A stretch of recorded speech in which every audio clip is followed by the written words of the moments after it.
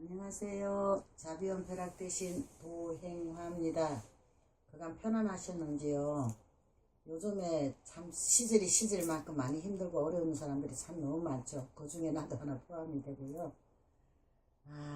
이제 막상 또 무슨 이야기를 꺼내야 할까 생각을 하다가 요 근래 와서 생긴 이야기인데요. 한 50대쯤 된 남자분이 점사를 보러 왔어요. 보러 와가지고 이제 직장 문제죠. 나이가 50대 중반이 되면 이제 회사에서 이제 한 30년 근무를 하다 보니까 장기 건속이잖아요. 그죠? 하다 보니까는 이제 그 뭐라 그러죠? 이렇게 빨리 내보내는 거. 이제 그거 하고 노조의 문제하고도 관련이 돼가지고 그 결정을 못 내려서 나한테 이제 물으러 온 거예요. 평생 50이 넘게 살아도 이게 전부로 오기는 처음이래요. 그 사람 말로는.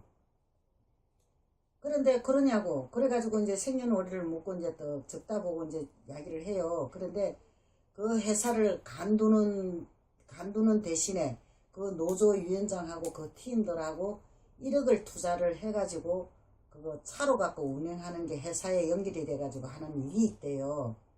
근데 그것을 해야 되는지 말아야 되는지 그것이 고민이 돼가지고 물으러 온 거예요. 그래서 내가 이래 이야기를 이제 뭐라고 이야기를 설명을 하다가 얼굴을 떡 쳐다보는데 가만히 있어봐, 가만히 있어봐. 이 점사가 문제가 아니다, 이거. 이 직장이 문제가 아니다. 일단 내 이야기를 먼저 한번 들어보라고. 그랬더니 남자가 웃어요. 그게 뭔 이야기를 들으라고요, 그래. 딴 게 아니고, 캐놓고는 나도 모르게 이제 말이 툭 튀어나온 거예요. 내 땅 내놔, 이래 됐어요. 내 땅 내놓으라고. 왜 내 땅 너그 마음대로 가져가고 나한테는 아무것도 안 해주느냐고. 내 땅 내놓으라고. 나도 뜬금없죠. 내 입에서 왜 그런 소리가 나오는지. 왜 뜬금없이 점사하러 갔다가 그 사람은 그날 그것만 이야기해주면 될 건데 왜 난데없이 내 땅을 내놓으라니까 기가 차고 어이가 없잖아요. 그죠? 나도 웃음이 나오더라고요. 이게 뭔 소리냐고. 내 땅 내놓으라고. 그러면서 한데 내가 그래서 이제 뭔 땅을 내놓으라냐고 그 사람이 반문을 해요. 그래서 아버지 지금 가신 지 얼마나 됐나 이게 이제 1년 조금 넘었대요. 아버지가 가신지. 지금 아버지 뒤에 와 계시는데 지금 내 땅을 내놓으란다. 내 땅을 내놓으란데 이게 뭔 말이냐. 그랬더니 그 땅을 가지고 지는 안 가졌는데 형하고 동생이 그 땅을 갈라서 가지기로 했나봐요. 아직까지 명의는 안 넘어갔대요. 그런데 아버지는 그게 아니래. 자기 건 자기한테 달래. 내놔라. 무조건 내놔라 그랬거든. 그러니까 그분이 어떻게 하면 좋겠습니까? 그 이야기가 나온 거예요. 그러면은 아버지 가신 지가 이제 1년도 채 안 됐으니까 이제 천도지를 차라리 올려줘라. 올려주고 그 마음을 달래주고 가야 안 되겠나. 아버지가 아직 저승을 못 가고 이렇게 머물고 계시니까 그 땅이고 뭐고 그 한 것이 있으니까 그렇게 못 가고 있지 않겠느냐고 이야기를 했더니 뭐 흔쾌히 그 이야기를 하더라고요. 그러겠다고 자기가 하겠다고.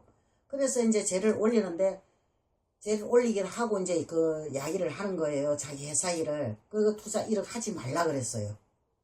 아버지가 들었어서 하는 이야기예요. 그거는 하지 마라. 그거는 절대 하지 마라. 하지 말고 그냥 간두고 나온다.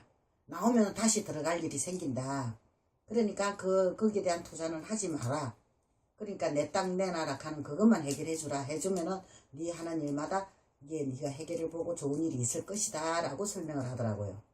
참 나도 어이가 없는 일이죠. 그래서 이제 그 사람이 그날 돈을 이제 입금시키고 그 다음날 이제 크게는 안 벌렸어요. 집에서 이 조그만 법당이 나 저 법당이 조그만해요. 법당이 조그만한 데서 쟤를 올렸거든요. 쟤를 올리는데 웃기는 게 얼마나 웃기는 줄 아세요? 그 아버지도 참 이게 돈에 대한 욕심이고 애착이 많았던가 봐요. 그 재 올리는 도중에 연부를 하고 막 하다 보니까는 중간에 내 돈 내놔라 그러는 거예요. 또 아버지가 내 돈 내놔라. 내 돈 장롱 속에 넣어놓은 돈 내놔라고 이야기하는 거예요. 그래서 또 내가 그 사람한테 또 물었어요. 아버지 돌아가시고 난 뒤에 돈을 현금이 있었더냐 그러니까 5만원권짜리가 500만원이 있더래요. 5만원짜리로. 그거를 농안에다가 묻혀놨는데 이 노인네가 그걸 써보도 못하고 그냥 가신 거예요. 가신 게 그게 미련이 돼가지고 저승을 못 가고 자식 주변에 맴돌았던 거죠. 그럼 이 자식한테만 맴돌았겠습니까? 큰 자식 작은 자식 다 맴돌았는데 그날은 우연찮게 나하고 이제 그것도 인연법이죠. 나하고 인연이 돼서 여기서 만나서 그걸 하게 된 거예요. 그런데 그래가 그날 그 돈 그거는 형이 다 가져갔다고, 형이 다 가져가고 지는 그게 없다 그러면서 따로 지가 이제 저성가는 그거 하시라고, 여비하시라고 돈을 내놓고 이렇게 죄를 올렸어요. 올렸는데 올리고 나서 그 사람이 이제 한참이 좀 지났죠. 조금 한두 달이 지나고 난 뒤에 회사에 같이 1억을 투자했던 사람들이 다 손해가 난 거예요. 한두 달도 안 갔고, 한 달도 안 돼가지고 1억을 투자한 사람들은 다 나자가 빠진 거예요. 나자빠지는 바람에 지는 그 1억을 그냥 버린 거잖아요. 그 사람은. 그쵸? 벌었죠. 또 좀 있으니까는 회사에서 다시 연락이 오는 거예요. 위에서. 위에 사람들이 그 사람들을 같이 올려서 그런 거 안 할 것 같으면 왜 그만두고 나가느냐 이거지. 그때 말했으면은 퇴사를 안 시켰을 거다는 이야기를 하는 거예요. 노조하고 섞여 있어서 그런 일이 벌어졌는데 노조가 아니었으면 퇴사할 이유가 없었다는 거죠. 그래서 내가 그랬어요. 좀 있으면 또 연락 올 것이라고. 그랬더니 지금은 그 사람이 지금 직장에 다시 들어갔습니다. 거기를 들어갔는데 얼마 전에 며칠 전에 왔는데요. 월급이요 3분의 1로 줄었대요. 그 사람이 월급이 엄청 셌었던가 봐요. 한 30년 근무를 하다 보니까 3분의 1은 줄었고 사무직을 맡겼는데 자기는 활동성 있는 일을 했는데 사무직을 맡았는데 젊은 사람 따라 붙으려는 게 힘이 들어 죽겠다 그러면서 여기서 울면서 이야기를 하더라고요.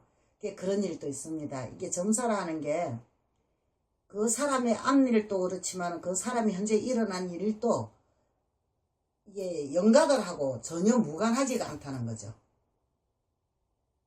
그 죽은 영가들이 무조건 손해만 끼치는 건 절대 아니거든요. 도와주려고 한 거예요. 자기가 그 죄를 몇백 들어가지고 죄를 올린 만큼 아버지가 그만큼 보답을 또 해주고 간 거죠. 그러니까 이 세상에는 건향이라는 게 없는 겁니다. 서로가 주고받는 거죠. 그러니까는 자식은 자식대로 아버지가 원하는 대로 해줘서 마음이 풀어져서 기분이 좋을 것이고 아버지는 아버지대로 당신이 원하는 대로 땅이고 집이고 돈이고 돈 까무치 났던 것까지 다 가져가서 좋은 거고 또 일이 다 해결이 다 잘 되고 하니까 참 이럴 때 보면은 내가 무당된 게 너무 보람이 있고 참 너무 좋아요.